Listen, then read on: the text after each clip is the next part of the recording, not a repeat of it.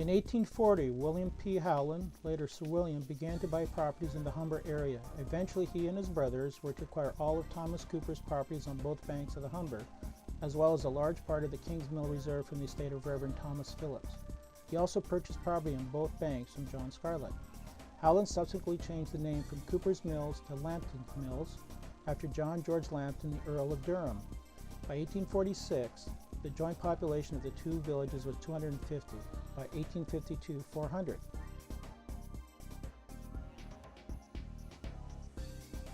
At the bottom of the hill was Howland's flour mill, and in its rear a small distillery, also the property of the family. The present mills were built in 1843. The old mill was a very primitive fashion. It had only one bolt and one hand packer, and the whole of the gearings, with the exception of the grunges and spindles, was of wood. It was 40 by 50 feet and 2.5 stories high. The old mill purchased by Mr. Howland is said to have been the second one erected in Toronto Township. The property was then acquired by Holmes Smith and Company and was remodeled in its interior last year, 1914, so as to make it an attractive inn with provision for dining on a lower floor and dancing on the second floor. The building was a large, rambling wooden structure, picturesque in outline but presenting a wealth of material for the flames.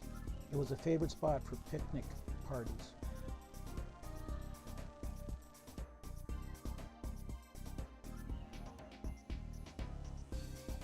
The first Lambton Mills post office was established in 1856 with the late Mr. Frederick Howland as postmaster.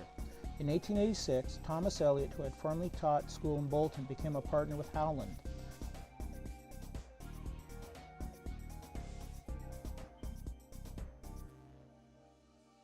Next to that again was Howland's store with its flight of broad wooden steps, some 20 in number, ascending to it from the street.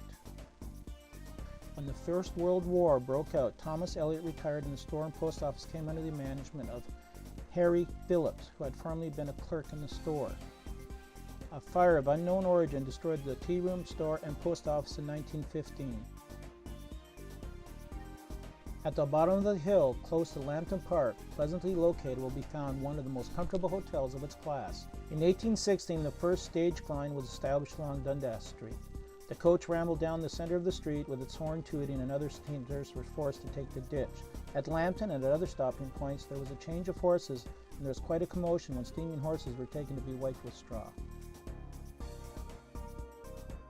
Lambton Park, the chief point of interest, consists of 16 acres beautifully wooded, and on account of its delightful situation overlooking the picturesque Humber Valley and River, forms an ideal spot for picnic parties. The park contains a pavilion and any accommodation can be arranged for, including dance parties in the evening. Peleg Howland built this palatial home in 1860, situated well back off the old Dundas Road just west of the Lambton Hotel. It was reached by a long tree driveway through extensive grounds. A show place had boasted the only piano in the area. It was one of the earliest to have a telephone. The house was torn down to make way for the high-level bridge in 1928.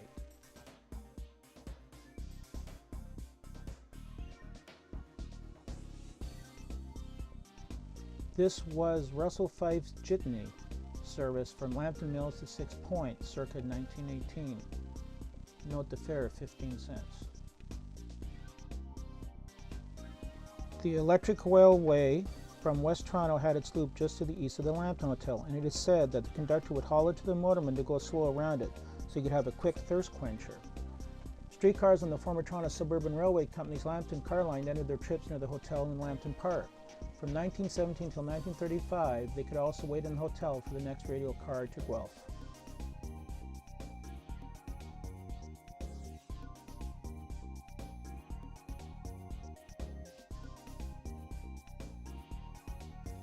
Lambton continued to play a major pivotal role in the railway industry in Western Toronto.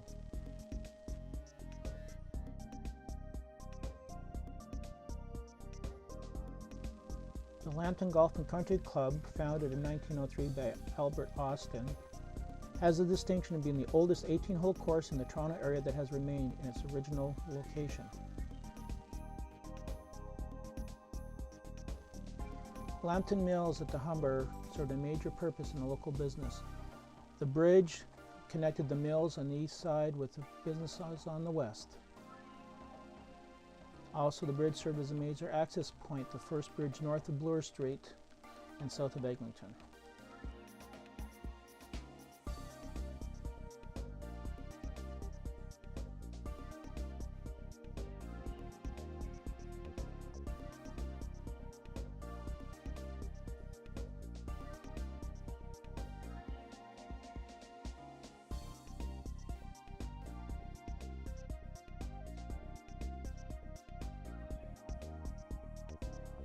The Humber, especially at its mouth, was known for its fine fishing, particularly salmon.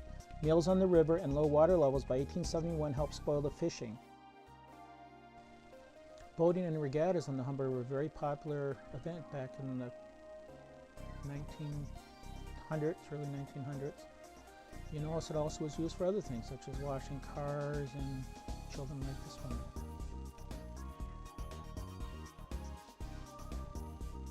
North of the bridge of Dundas, there was a small broom factory early in the 20th century, and many a dam was built along the way. In the spring, the ice breakup from the winter would spread ice all along the different parks along the bottom of the Humber. The Humber also served as a source for ice for the early ice chests and such before modern refrigeration. This dam served for the hydroelectric power supply for the area.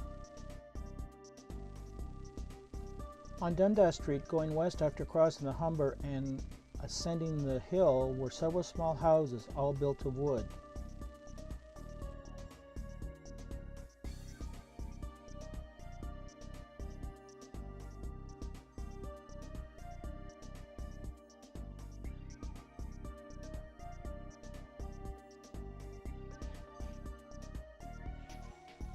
On Sunday, March 10, 1878, the opening services were held in the morning and evening. Reverend Dr. Ives was engaged to come from the United States to conduct the service. He prolonged the morning worship until enough money was raised to pay off all the debt. For his services, he received a $100 fee. The Molsons Bank was incorporated in 1855. In 1925, it merged with the Bank of Montreal and had 125 branches. In 1905, Nelson A. Howland arrived in Lambton to open a branch of Molsons Bank on Dundas opposite Prince Edward Drive.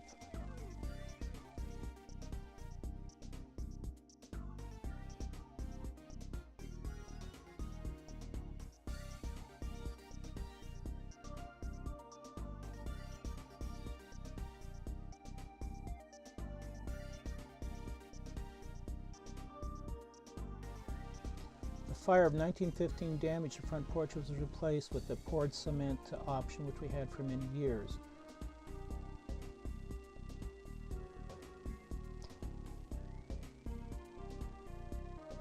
With the building of the high-level bridge in 1928-29, the Lambton became more of a local watering hole for the local as well as for many a truck driver due to the large parking lot on the right-hand side of the building. In the early 70s and early 80s, business started to tail off and people started looking at other uses for the building.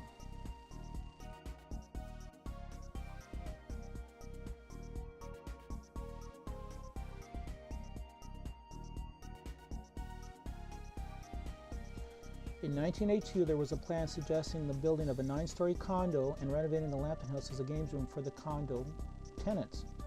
In 1988, the building was sold. The historic rear L portion of the building was demolished intentionally by the purchaser and left major damage to the structure of the building. In 1991, Heritage York was formed with the sole purpose of renovating and restoring the Lambton House.